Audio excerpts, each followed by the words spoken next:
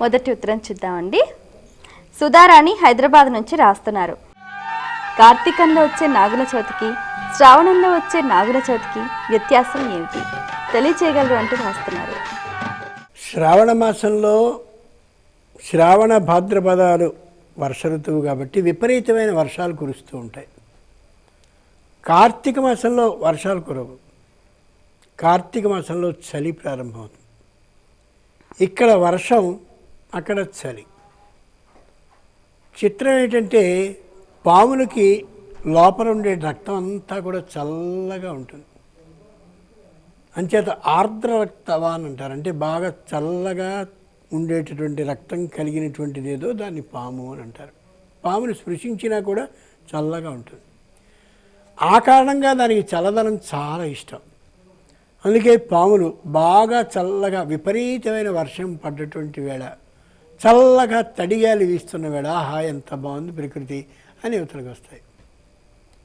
అలా పాములన్నీ యువతలకి వచ్చేటటువంటి మాసం శ్రావణ మాసం. హెచ్చుగా వస్తాయి.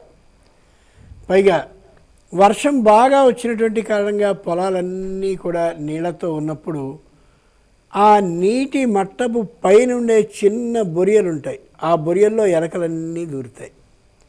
ఆ ఎలకల్ని తినడానికి ఇది సరైనటువంటి మాసం. కాబట్టి పాములన్నీ కూడా ఎక్కువగా తిరిగే మాసం, పొలాల్లో బాగా విహరిస్తూ ఉండే మాసం అదిగో ఈ శ్రావణ మాసం.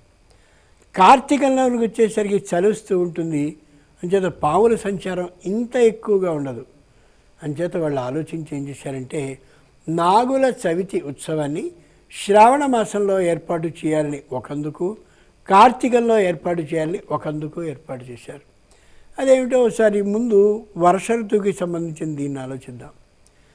శ్రావణంలో పొలం నిండుగా నీళ్ళు వస్తాయి కాబట్టి, చేయవలసిన వ్యవసాయపు పనులు ఉంటాయి కాబట్టి రైతుల భార్యలందరూ కూడా తెల్లవారుజామునే వంట అంతా వండేసేసి వాళ్ళకి మూటగట్టి వెళ్ళండి పొలాలకని పంపిస్తారు. ఆ కాలంలో పాములు ఎక్కువ తిరుగుతూ ఉంటాయి కదా. ఆ పాముని ఒక దేవతగా ఆరాధించని పక్షంలో, ఆరాధించే సంప్రదాయం పెట్టని పక్షంలో ఏ భార్య తన భర్తని పొలానికి వెళ్ళనివ్వదు. పాములు తిరుగుతాయట, ఏం జరుగుతుందో, పిల్లలు ఉన్నారు, నేనున్నాను, మన కుటుంబం ఏమైపోతున్నాను, ఏ భార్య తన భర్తని పొలానికి పంపదు. పంపకపోతే మరి వ్యవసాయం ఎలాగా, ధాన్యం ఎలాగా, జీవితం ఎలాగా, జీవనం ఎలాగా?